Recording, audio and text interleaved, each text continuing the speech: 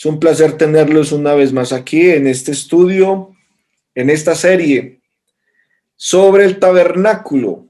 Hoy vamos a estudiar la ofrenda de flor de harina. Quizás usted en algún momento haya leído este pasaje de Levítico capítulo 2, desde el versículo 1 hasta el versículo 16. Son simplemente 16 versículos. Y no es difícil poder tratar de entender lo que el texto nos enseña. Les había dicho yo, hermanos, que leyeran en su casa este capítulo porque no lo vamos a leer acá en la lección. Y cuando estudiemos o vayamos avanzando en la lección, usted entonces podrá ir entendiendo cada uno de los puntos que yo voy a ir trazándole en las escrituras.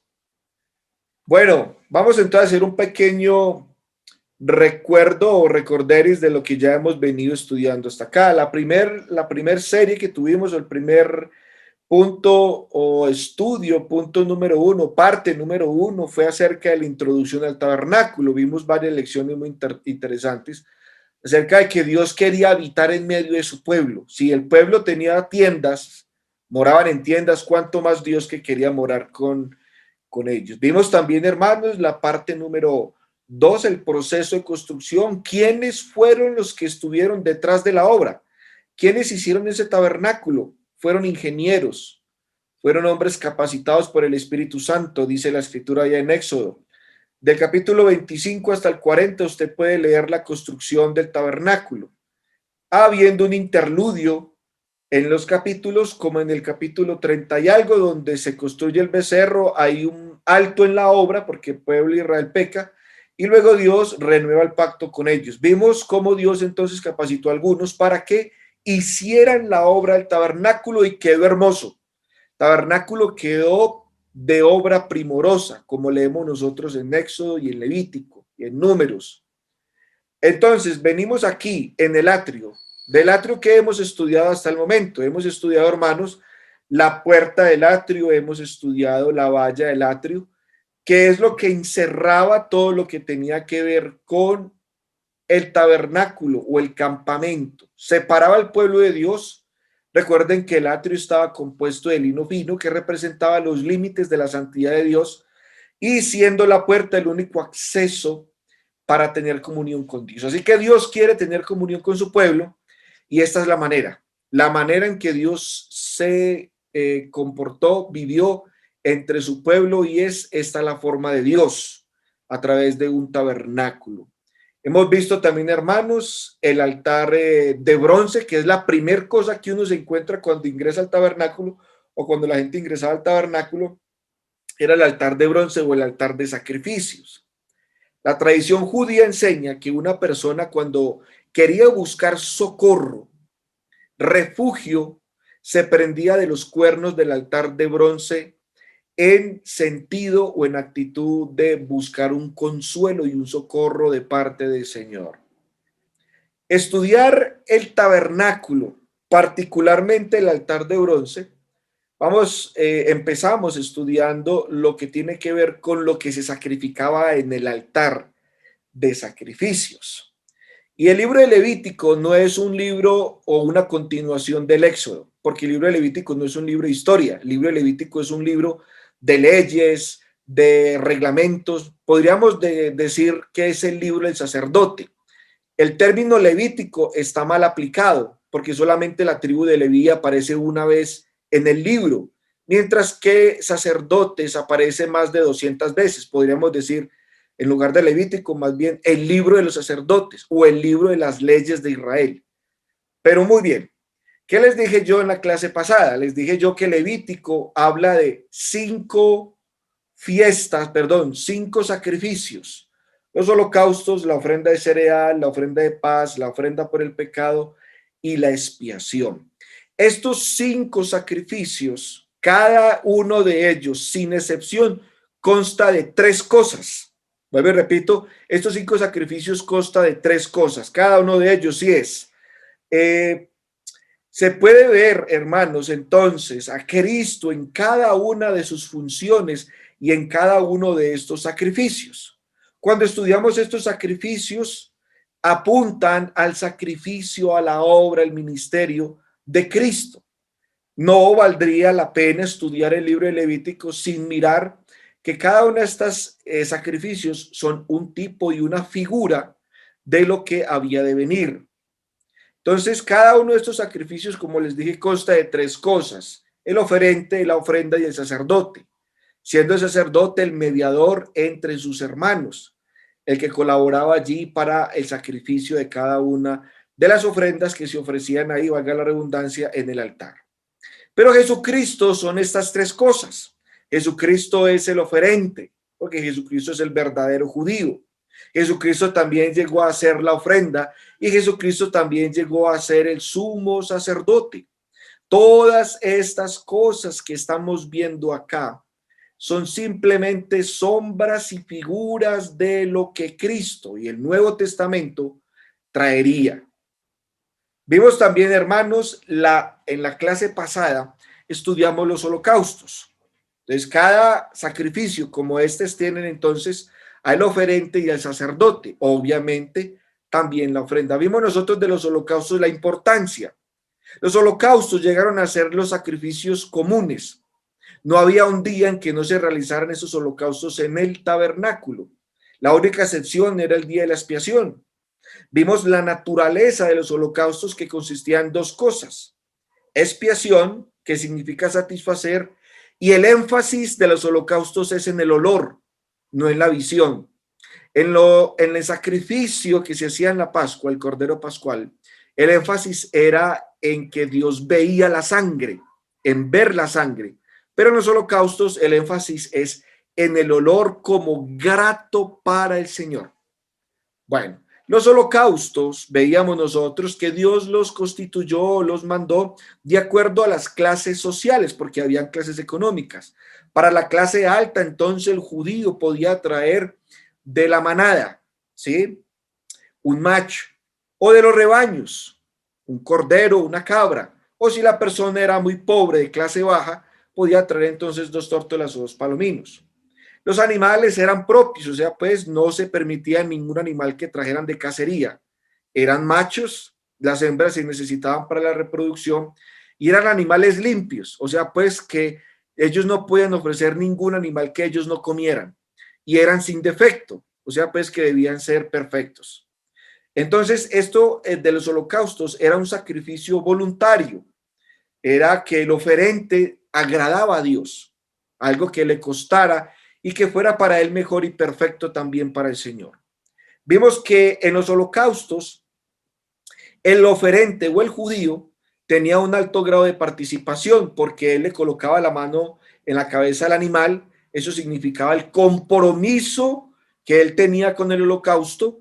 Él degollaba el holocausto y desollaba el holocausto, dividía las partes, y el sacerdote aquí se le unía.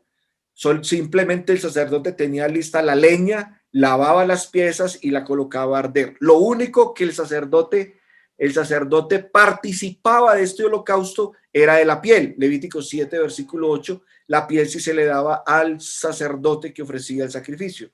¿Por qué, hermanos? Porque esta ofrenda o estos holocaustos eran para el Señor.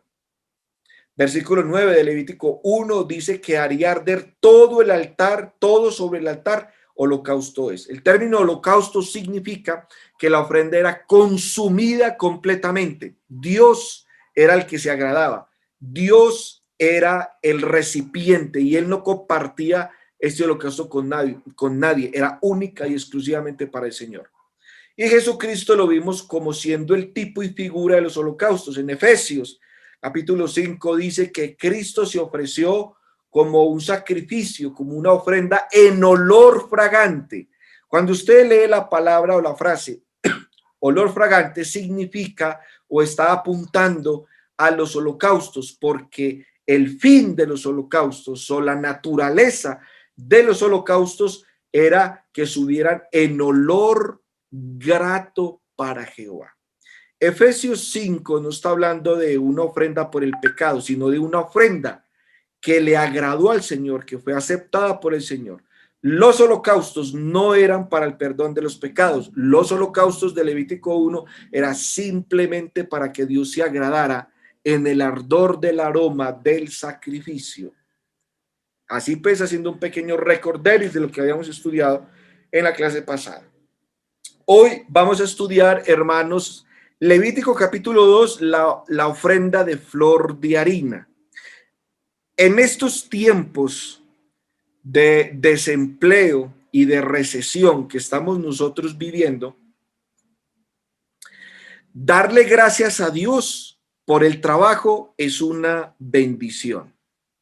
Y es uno de los momentos en donde muchas personas hoy en día, o algunas, no todas, porque muchas han perdido el trabajo, tienen la bendición del trabajo. Muchos consideran que el trabajo es una maldición por el estrés, por el cumplimiento de horarios, por todo lo que implica el trabajo, estar saliendo fuera de la casa, en fin. Pero aparte de que para muchos el trabajo se ha convertido en una maldición en vez de una bendición, la ofrenda de flor de harina era la manera de mostrarle al hombre que Dios consideraba el trabajo como una bendición y una necesidad en la vida. Así que consagró esta ofrenda de flor de harina para representar y enfatizar este concepto bien profundo en la ley de Moisés. Ahora, la palabra que se expresa ahí como oblación, que usted lo lee en la versión Reina Valera, en el capítulo 2, versículo 1, que habla acerca de la oblación. Muchas versiones traducen la palabra como carne, ofrenda de carne, o otros la traducen como un presente. Pero el significado de estas dos versiones, como la King James, la versión del Rey Jaime, y la Septuaginta y otras versiones que traducen ofrenda de carne o presente, no es una traducción correcta, porque cuando usted lee Levítico 2, no hay ningún sacrificio de ningún animal para que se diga que sea una ofrenda de carne, o no es tampoco como ningún regalo, sino simplemente una ofrenda de flor de harina, que es lo que realmente dice el texto. Entonces, ¿qué se necesita? Se necesita obviamente el que la ofrenda, el sacerdote y la harina, que era la ofrenda. Son las tres cosas básicas de cada una o de cada uno de los sacrificios, para que ustedes, hermanos, por favor, lo tengan en cuenta.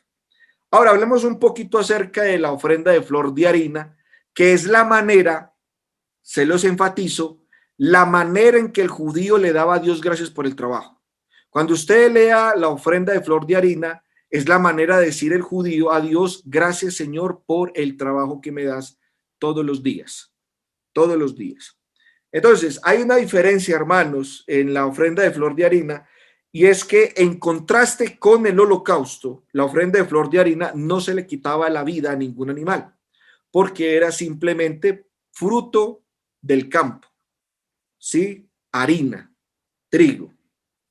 Otra característica, una segunda característica, es que representaba, la ofrenda de flor de harina representaba el producto del trabajo del hombre, que es la bendición de Dios, pero no se debía presentar en su estado natural. O sea, pues no se debía presentar en espigas, sino que debía tener un proceso. ¿Y cuál era el proceso? Es el punto número 3. Y aquí es donde el oferente participaba de trabajo. Había de ser molida, colada, tostada, y era agregada en pequeñas porciones. Así que aquí vemos que el que ofrendaba esta ofrenda, valga la redundancia, que ofrendaba flor de harina, tenía un trabajo extra o participaba él en el proceso de la ofrenda. El cuarto aspecto, hermanos, era que Dios, aun cuando era el fruto de su trabajo, no pedía o no exigía toda la cosecha, sino simplemente una porción. Vuelvo y repito, no consistía del producto total de su trabajo. Simplemente el judío ofrendaba una porción de flor de harina y esa porción era bendecida, y al ser bendecida, pues Dios bendecía el resto de la cosecha o de la ofrenda. Romanos capítulo 11, versículo 16 dice: si las primicias son santas, también lo es la masa restante. Así que simplemente con una porción que se ofreciere de flor de harina era suficiente para que Dios bendijera todo el fruto del trabajo de los judíos. Esto me hace pensar, hermanos, en lo que nosotros también hacemos cada primer día de la semana. Cuando usted va a la iglesia el primer día de la semana, el domingo, usted lleva su ofrenda, pero no lleva todo el producto de su trabajo, usted no lleva todo el salario, simplemente lleva una parte, como lo dice el apóstol Pablo en 1 Corintios 16, dice: ponga aparte algo. La frase ponga aparte algo hace referencia a la ofrenda de flor de harina que llevaba simplemente el judío una parte, pero Dios bendecía todo lo restante, como dice Romanos 11, versículo 16.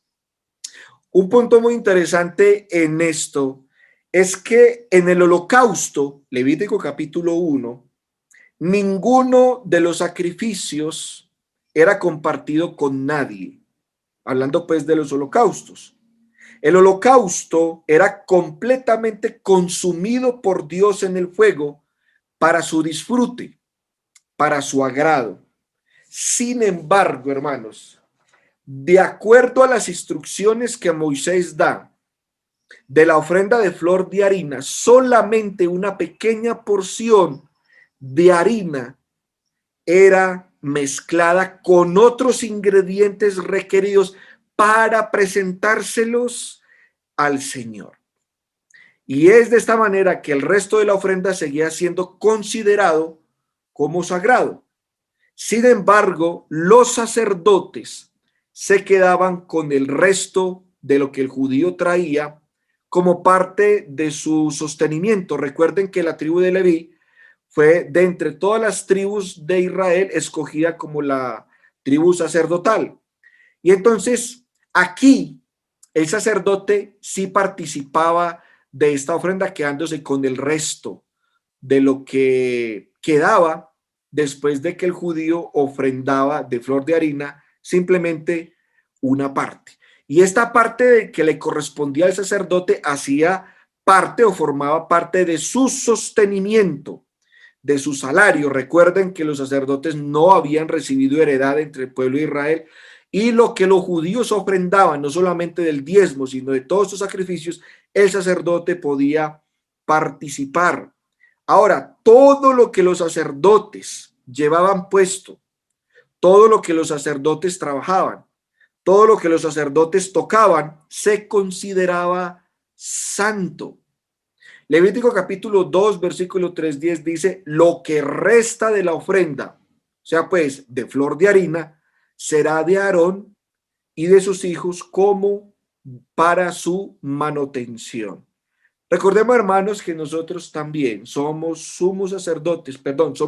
sacerdotes del Dios Altísimo.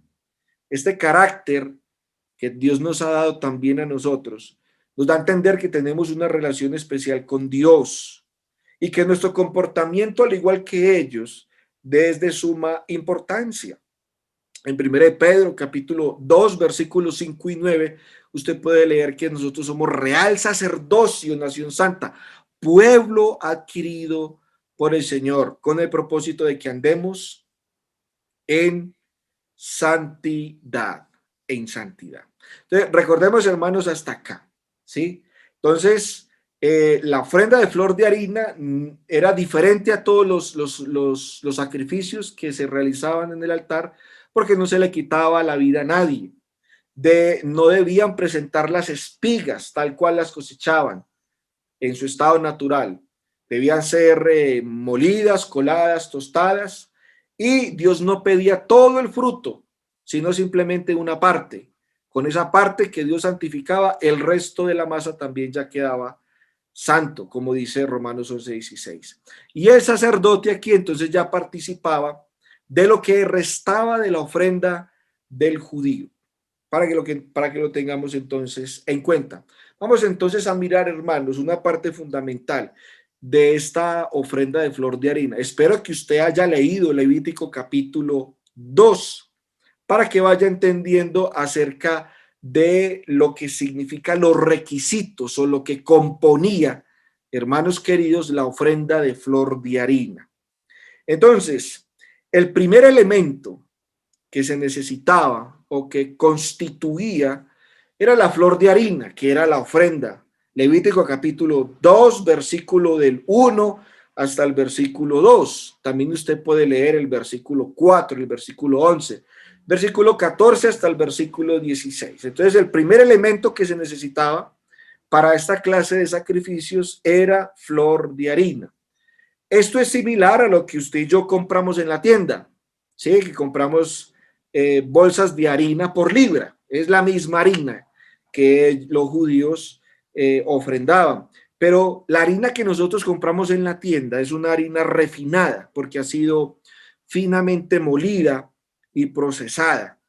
Porque se le ha quitado toda la cáscara, la suciedad, las impurezas, las irregularidades, y todo eso tenía que ser removido para poder que quedara de alta calidad. Pero los judíos, para ellos tener una harina refinada, una harina pura, ¿sí? Como la tenemos nosotros, como la podemos conseguir nosotros, eso requería de parte de ellos un esfuerzo muy, muy, pero muy grande para, vuelvo y repito, obtener una harina de alta calidad. Por eso, el pan que los judíos se comían era de textura áspera. Usted va y se come ahora un pan en una panadería y es suave, es agradable, pero el pan que se comían los judíos, como no tenían el proceso, o sí lo tenían, pero era muy dispendioso, tener una harina de alta calidad, entonces el pan les quedaba áspero, pero igual ellos, hermanos, le removían a la flor de harina, le removían la suciedad, la cáscara y todo lo que tenía que ver con las irregularidades, y para ellos era una harina pura, una harina que ya se podía ofrendar, ofrendar. Entonces, de esto la escritura nos dice que tenía que ser el grano molido. Usted lo lee en Levítico capítulo 2, 14. Se los voy a leer, no aparece en pantalla. Dice, si traeres una ofrenda de comida de primicias al Señor, traerás espigas nuevas tostadas al fuego, grano tierno molido. Así que esta ofrenda había sido, hermanos, entonces molida, colada, tostada, procesada. Era el grano molido. Ahora, en el versículo... bueno, usted lo puede leer más tarde ahí en Levítico capítulo 2, pero Dios, cuando hablaba acerca del grano molido, porque después de que se molía era que se le sacaba la calidad al grano después de ser molido, esto llegó a ser, hermanos, también entonces un paralelo del grano molido con el Señor Jesucristo. Aquí está el tipo y la figura que apunta a nuestro Señor Jesucristo. Recuerden que de nada sirve estudiar nosotros estas lecciones si no podemos encontrar la sombra y la figura que apuntaba al sacrificio, al ministerio y a la obra del Mesías. Isaías nos habla de que Jesucristo fue molido por nuestros pecados. Isaías capítulo 53, versículo 5. Así entonces, como el grano de este sacrificio debía ser aplastado, debía ser molido para poder sacar lo mejor de sí, así también Cristo quebrantó o quebró y aplastó, sujetó a Cristo bajo padecimientos para que pudiera sacar lo mejor para nosotros, que es la salvación. Isaías 53, versículo 10 dice, con todo eso Jehová quiso quebrantarlo, sujetándolo a padecimiento. No fue sino, hermanos, por medio del quebrantamiento que Cristo sufrió en la cruz, que el producto mismo que se necesitaba para el hombre, o sea, pues la salvación vino por medio de su quebrantamiento, que es su sufrimiento y su muerte, su sepultura y su resurrección. Esto a nosotros entonces nos ha convertido en primicias santas de los que durmieron. Primera de Corintios, capítulo 15, versículo 20. Si las primicias son santas, también lo será la masa restante. Cristo es las primicias de ese sacrificio. Lo que resultó de ese sacrificio, de ser molido y ser quebrantado, que es la iglesia de los cristianos. Entonces nosotros, las primicias también que son de Cristo o que somos de Cristo, también llegan a ser santas. Otro requisito que encontramos nosotros aquí, otro aspecto interesante, es que esta harina entonces era refinada. ¿Y qué significa eso? Significa libre de impureza, apuntando a que Cristo es puro, santo y sin mancha, sin imperfecciones. La ofrenda de flor de harina, el grano molido, sin cáscara, sin grumos, es lo mejor de lo mejor. Así que Cristo era entonces sin pecado, como lo dice Hebreos capítulo 4, versículo 15.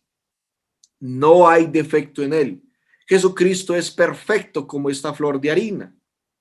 Pablo nos recuerda, hermanos, también que nosotros los cristianos, que llegamos a ser de Dios por medio de su sacrificio, debemos ser sinceros e irreprensibles para el día de Cristo. Filipenses capítulo 1, en el versículo 10, nos dice que debemos ser sinceros. La palabra sincero en griego significa sincera. En otras palabras, sin añadidos, sin imperfecciones, sin cáscara, sin grumos, algo limpio, algo refinado. Ciertamente entonces sugiere que el cristiano también, como esta flor de harina, como este sacrificio, debe ser puro, uniforme en sus vidas, que contrasta con el mundo, una vida desordenada y una vida sucia. La ofrenda de flor de harina también traía un ingrediente, otro ingrediente que es el aceite de oliva. En Levítico capítulo 2, versículo 1. Versículo 2 y versículo 4 se nos dice que a la harina refinada, al grano molido, se le añadía aceite de oliva. Ahora, Levítico capítulo 2 no nos dice qué clase de aceite de oliva usaban los judíos, pero nosotros, sin duda alguna, podemos llegar a concluir que era aceite de oliva. ¿Por qué? Porque el aceite de oliva era el que utilizaban los israelitas y los pueblos del cercano oriente. E incluso hoy en día, en las comunidades judías, se sigue usando el aceite de oliva en la vida diaria, en el consumo diario. Entonces, la harina como el aceite de oliva eran productos del trabajo del hombre. Así que Dios aquí está pidiendo al judío, con la ofrenda de flor de harina, incluyendo aceite de oliva, también un producto del trabajo humano. Las aceitunas eran recolectadas, sembradas, eran también batidas, machacadas, prensadas, y esto podrían ellos sacar un aceite colado sin impurezas, limpio. Entonces, hermanos, en esta ofrenda era usado comúnmente, los judíos lo usaban comúnmente para cocinar, pero el aceite de oliva le daba una especie como de espesante a esta harina y al cereal que ellos también molían. Ahora, ¿cuál es la figura? Este aceite de oliva viene a ser también el tipo y figura de Cristo. Pero, ¿qué significa? Bueno, hay otro uso en el Antiguo Testamento para el aceite de oliva, y es que se usaba, hermanos, para ungir, aparte de que era un producto del trabajo humano, ¿sí? Comestible, lo usaban en la comida judía, también era o lo usaban para ungir al que Dios designaba. Esto es, por ejemplo, a los reyes, a los profetas. En Primera de Reyes 19, versículo 15 y 16, dice que Elías debía ungir a Hazael, rey de Asiria, como rey, y a Eliseo como reemplazo del mismo profeta Elías. Ahora, hermanos, en el Nuevo Testamento, el Espíritu Santo es el que se apunta aquí en el aceite de oliva como agente de la unción de Dios en la obra que iba a realizar Jesús como Mesías. Y también eso se llevó a cabo en su bautismo, Lucas capítulo 3, versículo 22, cuando el Espíritu Santo descendió sobre Cristo en su bautismo, allá cuando Juan el Bautista lo bautizó. Jesucristo quedó ungido. Por eso en Lucas 4, en el versículo 18, en la sinagoga en Capernaum, Jesús dijo estas palabras: el Espíritu del Señor está sobre mí, por cuanto me ha ungido para dar buenas nuevas. El Espíritu Santo es el agente de la unción, como ese aceite de oliva que se usaba en la ofrenda de flor de harina que Dios había pedido en la ley de Moisés. Todos nosotros también tenemos el Espíritu Santo. Cuando nos bautizamos, recibimos esta unción, como este aceite de oliva se le aplicaba a la ofrenda de flor de harina. Y siendo nosotros entonces hijos de Dios, como se registra en Hechos capítulo 2, versículo 38, Gálatas capítulo 4, versículo 4, y Efesios capítulo 1, versículo del 13 hasta el versículo 14. Hay un tercer ingrediente en la ofrenda de flor de harina, y es el incienso. Por eso les dije, los que leyeron el capítulo 2 de Levítico encontraron que Dios no solamente pedía harina, también debía ir mezclada con aceite y con el incienso. Pero este incienso también, al igual que la harina y el aceite, debía ser puro. Levítico capítulo 2, versículo 1 y 2. En las tierras de Oriente, esto constituía, el incienso constituía el más precioso de los perfumes. Ahora, no se podía usar miel, la miel era prohibida, está en el versículo 11 de Levítico capítulo 2, no podían ofrendar con flor de harina, aceite de oliva, incienso, añadirle miel. ¿Por qué no le añadían miel? Porque, hermanos, la miel normalmente se fermentaba. Así que la miel no era aceptada en esta ofrenda de flor de harina, era prohibida, ya que se fermentaba, mientras que el incienso se mantenía en su calidad por mucho tiempo, así que no era sujeto a fermentación el incienso, para que lo tengan ahí en cuenta. Así que estamos viendo nosotros elementos extremadamente puros, elementos limpios en esta ofrenda de flor de harina. Bueno, entonces, ¿para qué el incienso? Porque el incienso se extraía todo el olor, su fragancia cuando era quemada. El incienso daba todo su olor, le sacaban toda la esencia al incienso cuando éste era quemado. Por eso se usaba como incienso aromático. En otras partes de la escritura, el incienso llegó a ser, hermanos, símbolo de adoración, oración y devoción. Por ejemplo, cuando nosotros nos acordamos allá en Hechos capítulo 10 con Cornelio, dice que su oración subió delante del Señor para memoria. Hechos 10:4 dice, tus oraciones y tus limosnas han subido para memoria delante de Dios. Ahora, usted puede subrayar, hermano, ahí en Levítico 2:2, que dice el versículo que es que esa ofrenda que se hacía arder sobre el altar era para memoria delante de Dios. Era un memorial ofrenda encendida de olor grato a Jehová. Normalmente, la harina o el pan quemado tiene un mal olor, pero el incienso disimulaba el olor y la combinación de estos dos requisitos, dice la escritura, que ascendía delante del Señor como grato olor para él. Entonces, aquí en la figura del incienso está la figura de la oración. La oración en el Antiguo Testamento se ve como la figura en el incienso que sube para memoria delante del Señor nuestras oraciones, nuestras oraciones. Por ejemplo, Salmo 141 dice, versículo 2, suba mi oración delante de ti como el incienso, el don de mis manos como la ofrenda de la tarde. Cuando usted estudia Apocalipsis capítulo 5, versículo 8, o lo ha leído, o capítulo 8, versículo 3, dice que el altar del incienso ahí simbolizan las oraciones de los santos. No podemos nosotros entender Hebreos y Apocalipsis si nosotros no estudiamos el Antiguo Testamento. ¿Por qué?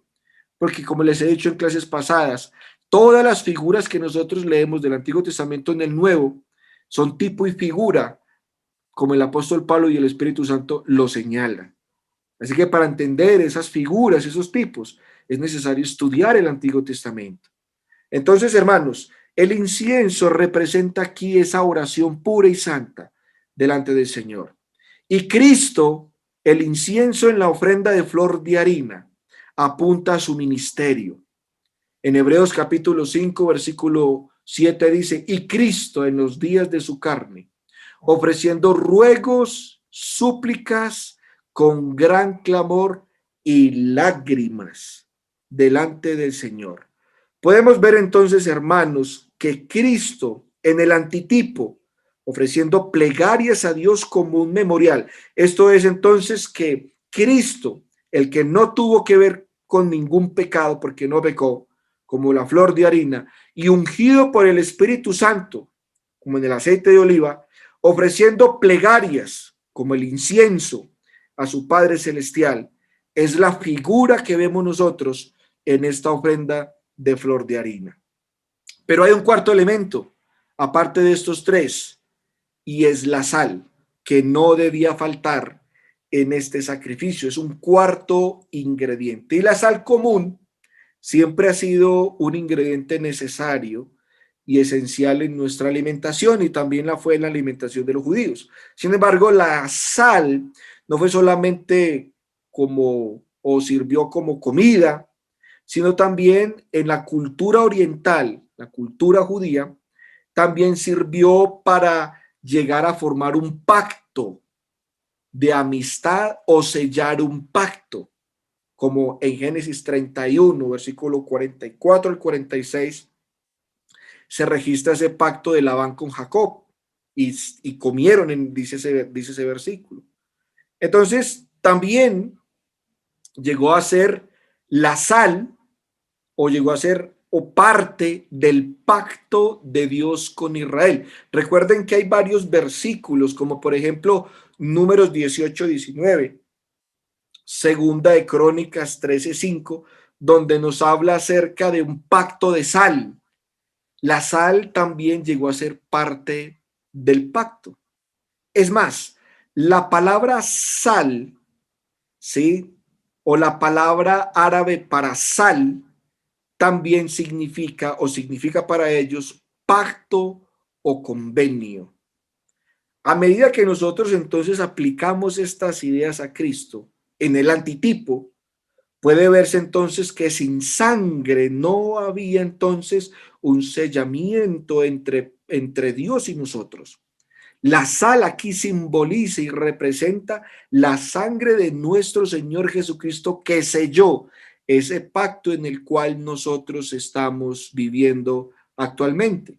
Dice Hebreos capítulo 9, versículo 15. Así que por eso es mediador de un nuevo pacto, para que interviniendo muerte para la remisión de las transgresiones que había bajo el primer pacto, los llamados reciban la promesa de la herencia eterna. esa sal, así como en el Antiguo Testamento sellaba un pacto, también la sangre de Cristo es esa sal que sella el nuevo pacto para nosotros. Estas cosas de las que se componía la ofrenda de flor de harina, cada uno de sus elementos apuntaba a Cristo como el antitipo. Así que si quitáramos nosotros a Cristo de la Biblia, no tendríamos Biblia, porque todo apunta a Él, todo converge en Él, todo tiene que ver con el Cristo, con el Hijo, porque Él es el Verbo, Él es el que llevó a cabo todas las cosas, Él es el creador del universo. En Él fueron creadas todas las cosas, las que están arriba en los cielos y abajo en la tierra. Visibles e invisibles, todo fue creado por Él y por medio de Él. Así que la Biblia está entretejida con Cristo. Y si usted le quita a Cristo a las Escrituras, no tenemos Biblia, porque todo tiene que ver con nuestro Señor Jesucristo. Y Jesucristo se ve en cada una de las fiestas, en cada uno de los sacrificios, en cada parte de las cuales estamos estudiando del tabernáculo y todo lo que tenía que ver con Israel en el Antiguo Testamento. Por último, hermanos, la ofrenda de flor de harina simboliza para el Señor la bendición del trabajo para Dios como un sacrificio. Desde el comienzo, hermanos, el trabajo ha sido parte de la comunión con Dios, con el hombre. El trabajo estuvo presente antes de la maldición, registrado en Génesis capítulo 2, versículo 15. La ocupación de la tierra prometida por parte de Israel fue un llamado a cultivar la tierra como huertos, viñas que Dios les había dado para que ellos pudieran prosperar en lo físico y en lo espiritual. Su productividad, sus labores diarias de campo, no solamente les asegurarían a ellos un bienestar físico, también un avance para que la simiente llegara a este mundo y que vendría por medio de ellos. Israel, hermanos, en el Antiguo Testamento, constituía el primer reino escogido de Dios basado en la ley del trabajo, como dice en Éxodo capítulo 20, versículo 9 al 10. 6 días trabajarás. Así que la ley del trabajo es algo sagrado porque estaba plasmado en la misma ley del Señor. El llamado para nosotros también, hermanos, es que aprovechemos nuestro trabajo. Nuestro trabajo es una bendición y si nuestro trabajo espiritualmente, mucho más el trabajo que hacemos nosotros para la iglesia. Hemos de trabajar en los campos y en las viñas de Dios. Esto es en el mundo de los hombres. Y como resultado, entonces Dios, hermanos, nos va a bendecir. Pablo en 1 Corintios 15, versículo 58 dice que nuestro trabajo en el Señor no es en vano, no es en vano. El resultado de nuestro trabajo en la iglesia será una bendición de parte de Dios que resultará en nuestro bienestar físico y también en nuestro bienestar espiritual. El apóstol Pablo en 1 Corintios 3, versículo del 5 al 9, nos ilustra la labor del Señor en 3 cosas, de 3 maneras. Nosotros somos colaboradores de Dios, vosotros sois labranza de Dios, edificio de Dios, dice el apóstol Pablo. Dios entonces, hermanos, determina el crecimiento de nuestro trabajo, que somos las primicias. Por eso, hermanos, nuestro tiempo, nuestros esfuerzos siempre deben ser firmes y debemos verlos como una bendición de parte de Dios. Y con el paso del tiempo, Dios entonces nos va a recompensar nuestro trabajo, sea en lo secular y también sea en lo material, en lo espiritual. En conclusión, hermanos, este sacrificio puede servirnos para animarnos. ¿Por qué? Porque debemos darnos cuenta de que en todas nuestras labores el Señor nos bendice. En segundo lugar, lo único que Dios ha pedido a cambio por nuestras bendiciones es que le ofrezcamos a Él cada primer día de la semana el fruto de nuestro trabajo. Y de esta manera Dios será entonces glorificado y bendecirá el fruto de nuestras manos en lo material y en lo espiritual. Así que en resumidas cuentas, el sacrificio de flor de harina que el judío traía al altar de sacrificio era la manera de decirle a Dios, gracias Señor por el trabajo. Y en esta ofrenda está tipificado, prefigurado nuestro Señor Jesucristo en su ministerio y en su sacrificio. La próxima clase, hermanos queridos, los invito para que estudien Levítico capítulo 3, versículo del 1 al 17. Mire que son versículos cortos, no son muchos versículos, son simplemente 17 versículos. Y la ofrenda de paz es simplemente una comida de comunión con Dios, que es también, hermanos, tipo y figura de lo que nosotros hacemos cada primer día de la semana, cuando tenemos la comunión con Dios en la cena del Señor. Pero esto será tema para la próxima clase. Hermanos, gracias, Dios los bendiga. Ha sido un placer poder servirles a ustedes con estas maravillosas series que tienen que ver con lecciones del Antiguo Testamento.